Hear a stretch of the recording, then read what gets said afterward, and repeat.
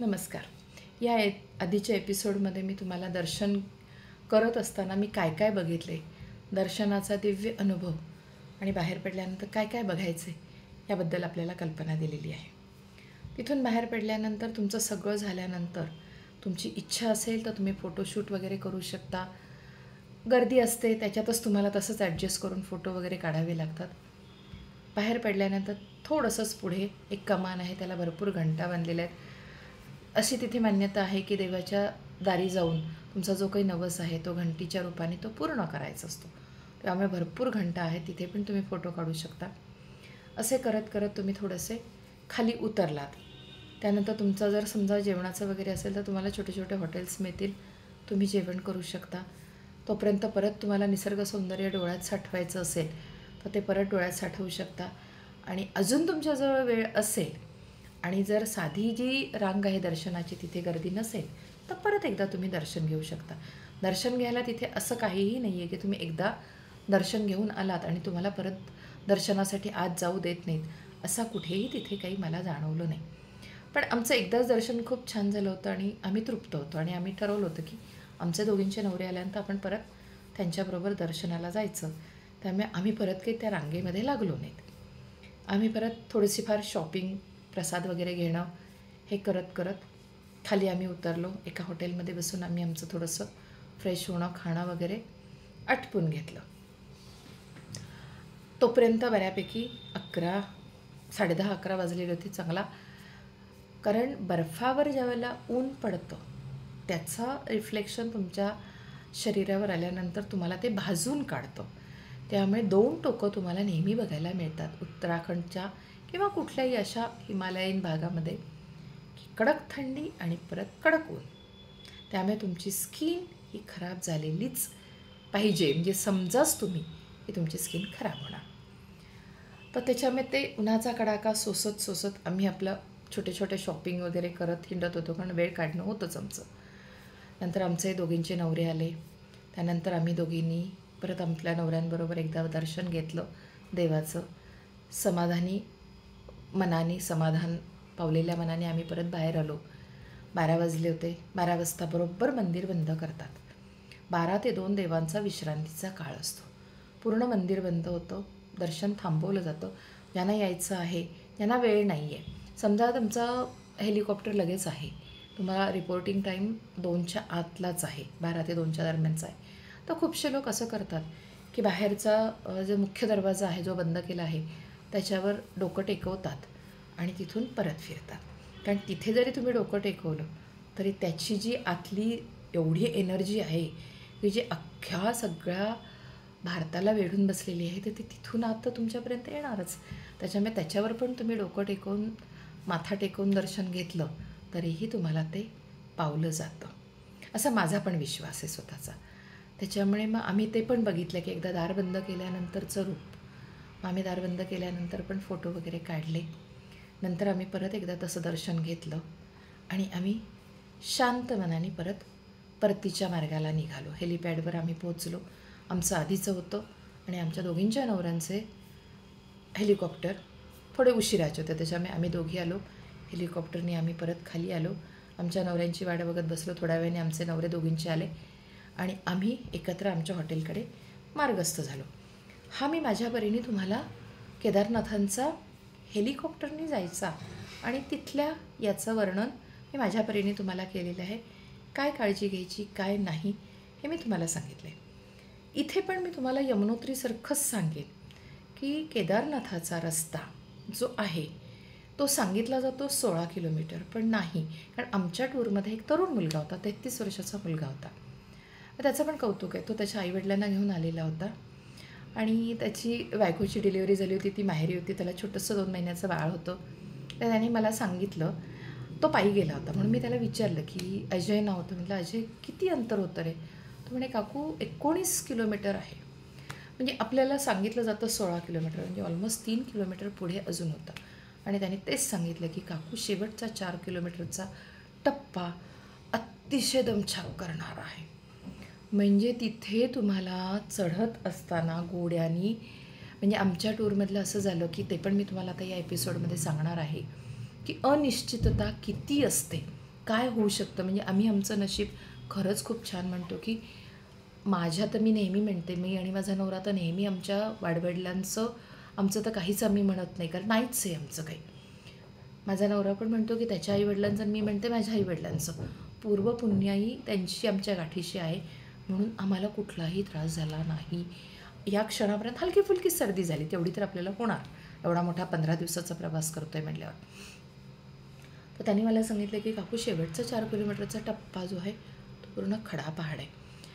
आमच्या ट्रिपमध्ये ज्यावेळेला आम्ही मी एका एपिसोडमध्ये तुम्हाला सांगितलं हेलिकॉप्टरच्या संदर्भातलं, तर मी या टूरतर्फे येताना त्याने आम्हाला सांगितलं होतं 6 झाले, तुमचं नाव नाही वगैरे वगैरे, मी तुम्हाला ती कल्पना दिलेली आहे. तर जे 4 लोक होते, 6 मधले 2 टूर मॅनेजर होते आणि 4च लोकांचं होतं. त्याच्यानंतर थोडंसं त्या आमच्या ज्याचं टुरिस्ट कंपनी आहे, आता मी काही फारसं नाव कोणाबद्दल मला नाही काही म्हणायचं, त्याच्यामुळे मी कुठली कंपनी काय काहीही बोलणार नाही. मला ना बरं ना वाईट, मला कोणाबद्दलच काही बोलायचं नाही आहे. तर त्या मला जो आहे टूर हे करणारा, त्यांनी मला सांगितलेलं होतं की तुम्हाला हवं असेल तर आम्ही थोडंफार ब्लॅकनी वगैरे तुम्हाला तिकीट देऊयात म्हणून. तसं पण काही जणांनी घेतलेलं होतं, पण तोपर्यंत माझं कन्फर्मेशन माझ्या भावानी करून दिलं होतं म्हणून मला टेन्शन नव्हतं. तसे पण जवळपास मला वाटतं 4 जणांनी घेतले होते. एक 79 वर्षाच्या आजी होत्या, त्यांना त्यांचा मुलगा घेऊन आलेला होता. त्यांचं पण तिकीट होतं, त्यांचं आणि त्यांच्या मुलाचं. हे 4 जणं आणि अजून 2 असे 8 जणांचं तिकीट होतं. पण शेवटी आपण म्हणतो ना की विधी लिखित असतं आणि त्याची काय इच्छा आहे आपल्याला माहीत नसतं. त्याला तुम्हाला कुठल्या मार्गाने आणायचं हे तोच ओळखतो, आपण नाही. आपण खूप प्रयत्न करतो, आपण म्हणतो मी केलं, आपण नाही. तो करतो, तो ठरवतो. तर ह्या 8 लोकांचं तिकीट झालेलं होतं आणि यांचा पहिला स्लॉट होता, नाही सॉरी सेकंड स्लॉट होता, 9 ते 12चा स्लॉट होता यांचा. तर त्या दरम्यान आता तुम्ही बातम्यांमध्ये सगळ्यांनी बघितलं असेल की एक 5-6 वर्षामध्ये गडकरींच्या प्रयत्नाला यश येऊन इथे रोपवे सुरू होणार आहे. तर हे काम अदानी आणि अंबानी हे मिळून करतायत रोपवेचं, म्हणजे खालून वरपर्यंत रोपवे कंटिन्युअस चालू राहणार. त्यामुळे त्यावेळेला मात्र 5-6 वर्षानंतर एवढा अवघड हा प्रवास वाटणार नाही. अदानी आणि अंबानी करतात. तर ज्या दिवशी आम्ही 10 तारखेला ज्यावेळेला 9 तारखेचं आमचं होतं, 9 तारखेला आम्ही ज्यावेळेला तिथे सगळेजण हेलिकॉप्टर पोहोचलो, तर या 8 लोकांचं दुसरं यायचं होतं. 5-6 हेलिकॉप्टरच्या कंपन्या आहेत. आमचं हिमालयाचं होतं, त्यांचं दुसरं यायचं होतं. हे लोक पोहोचले, यांचं अगदी यांच्या आधीचे एक 5-6च लोक राहिले आणि त्यांनी सांगितलं की आमचं काहीतरी टेक्निकल प्रॉब्लेम आहे हेलिकॉप्टरचा आणि कॅन्सल झालं आहे. त्यांनी तोपर्यंत कळू दिलं नाही की रिझन काय. आता टेक्निकल प्रॉब्लेम म्हटलं की प्रत्येकजण घाबरतं, हेलिकॉप्टरमध्ये काहीतरी प्रॉब्लेम असेल, नको रे बाबा काही झालं तर काय करा. कारण 2 दिवस आधीच हेलिकॉप्टर क्रॅश झालेलं होतं, ते आम्हाला दाखवलं पण त्यांनी नंतर तिथे बघितलं पण आम्ही आमच्या डोळ्यांनी बघितलेलं की हेलिकॉप्टर क्रॅश होऊन पडलेलं होतं. त्यामुळे प्रत्येकजण आपल्या जीवाला जपतोच. आणि त्यामुळे मग ते ऐनवेळेला त्यांनी कॅन्सलेशनचं त्याच्यावर लिहून दिलं आणि त्यांनी सांगितलं की तुम्हाला हवं तर उद्या घ्या, अदरवाईज आम्ही कॅन्सलेशनचे पैसे तुम्हाला रिफंड करतो कॅन्सलेशन करून. ह्या सगळ्या 8 लोकांनी कॅन्सलेशन कॅन्सल करून घेतलं. तिथून हे लोक डोलीच्या रस्त्याला गेले. आता ऐन वेळेला तुम्हाला डोली म्हणले की ती महाग मिळणार, पण त्याने ती केली, कारण प्रत्येकाचं एकच ध्येय होतं, पैसा कोणालाच महत्त्वाचा नव्हता, दर्शन महत्त्वाचं होतं. आणि आम्ही वर गेल्यानंतर ज्यावेळेला मला हे जाणवलं की मी तुम्हाला सांगितलं की नंतर मग ते अंबानी येणार म्हणून ती कडक सिक्युरिटी आम्हाला बरंच हटवलं दूरपर्यंत, एवढ्या एरियामध्ये कोणी यायचं नाही, अमुक नाही तमुक नाही.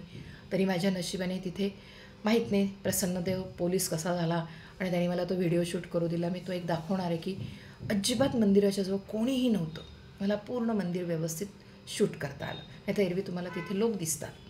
माझ्याजवळ तो एक व्हिडिओ देवाच्या दयाने खरंच खूप सुंदर आहे, मी तो तुम्हाला पाठवेन. आणि हे सगळं झालं. मग मी सहज ते आमच्या पंडितजीला विचारलं, त्यांनी माझी आणि माझ्या मैत्रिणीची पूजा त्यांनी व्यवस्थित करून दिली. त्याला म्हणले की भाई कल क्या हो गया था, म्हणलं कुछ प्रॉब्लेम आया था. म्हणलं क्यों मॅडम, माताजी सॉरी, ते मॅडम वगैरे काही म्हणत नाहीत, वय बघून ते बहनजी आणि माताजी म्हणलं नाही, नीचे से ऐसे हो गया कि कुछ तो प्रॉब्लेम आया, टेक्निकल प्रॉब्लेम आया, हेलीकॉप्टर का सब हेलीकॉप्टर बंद. तो म्हणे नहीं माताजी, कल अदानी के लोग आए थे, अदानी कंपनी अदानीवाल्यांचे लोक आले होते, कारण हे दोघं जणं मिळून बघतात. आज अंबानी पण तेच बघायला आलेले आहेत. तो म्हणलं आज अंबानी आए हैं देखने के लिए और कल अदानी के लोग आए थे, वो 55 लोग थे. अब उनके लिए हेलीकॉप्टर तो चाहिए ना नीचे से ऊपर आने के लिए, इसलिए पूरे 55 लोगों का लॉस हो गया। उन लोगों के हेलीकॉप्टर कैंसिल कर दिए टेक्निकल इश्यू बोल के, और इन लोगों को ऊपर भेजा गया, कारण त्यांच्यासाठी ते एंगेज करून ठेवले हेलिकॉप्टर, म्हणजे ते काय असं उतरलं गेलं खाली नाही ना, ते हेलिकॉप्टर तिथेच थांबले. आता 55 लोक जर ॲट ए टाईम वर येणार म्हटल्यानंतर तुम्हाला तेवढे हेलिकॉप्टर पाहिजेत. एका ह्याच्यामध्ये 4 बसले म्हणजे किती सगळे हेलिकॉप्टर तुमचे आलेच ना. हा होता आदल्या दिवशीचा प्रॉब्लेम. आता हे बाहेर येत नसतात, आता ते आमच्या नशिबाने आम्हाला दुसऱ्या दिवशी कळलं, आणि दुसऱ्या दिवशी अंबानीमुळे तोच प्रॉब्लेम आला.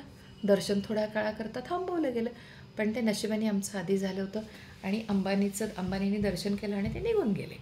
त्याच्या आधी त्यांनी तो काय सर्व्हे करायचा, तो त्यांच्या कामाचा सर्व्हे केला, दर्शन घेऊन निघून गेले. पण आदल्या दिवशी हे ह्यांचंच कसं असतं, प्रायव्हेट चार्टर असतं अंबानीचं, मात्र ह्याचे अदानीचे लोक होते म्हणून त्यांच्यासाठी ते लोकांचं नुकसान झालं. हा असतो भाग हेलिकॉप्टर बुक करण्याच्या मागचा हे सगळ्यात मोठा प्रॉब्लेम. ऐन वेळेला काहीही रिझन होतं आणि ते तुमच्यापर्यंत येत नाही. म्हणून मी आणि माझा नवरा यावेळेला सगळ्यांना अगदी कळकळीने सांगतोय की हेलिकॉप्टरच्या मोहात पडू नका. सरळ तुम्ही डोली करा. डोली करताना प्रत्येकाला काय वाटतं, इवन मला पण वाटलं होतं, म्हणजे मी पण म्हणाले होते की नाही बाबा, मला असं देवाच्या दर्शनाला 4 लोकांच्या खांद्यावरून नाही जायचं. असं मनात काहीतरी वेगळा विचार होतो की लोकाला त्रास द्यायचा आणि मग ते देवाचं दर्शन घ्यायचं वगैरे वगैरे. मी पण तशी थोडीशी म्हणायची नवऱ्याजवळ, मी नेहमी ओरडत होते की मला नाही जायचं. मला एक तर म्हटलं मग मी पायीची तयारी करेन किंवा मग मला हेलिकॉप्टरने, पण मला डोलीतून नाही जायचं. पण सुदैवाने देवाने मला हेलिकॉप्टरने नेलं आणि आणलं, तेवढी माझी इच्छा पूर्ण झाली. पण ते असं सगळ्या होईल असं मी म्हणू शकत नाही. म्हणून हा कधीही प्रॉब्लेम येऊ शकतो, म्हणून हेलिकॉप्टरचं बुकिंग करू नका. दुसरी अजून एक मी महत्त्वाची तुम्हाला एक सूचना 2-3 आता याच पुढच्या एपिसोडमध्ये, कारण हा पण एपिसोड मोठा होतो आहे, त्या पुढच्या एपिसोडमध्ये आता अजून काय काळजी घ्यायची यासाठी मी तुम्हाला सांगते आहे. तोपर्यंत मला अनुमती द्या, भेटूयात शेवटचा एपिसोड केदारनाथचा, त्यानंतर आपल्याला वळायचं आहे बद्रीनाथच्या एपिसोडकडे. नमस्कार.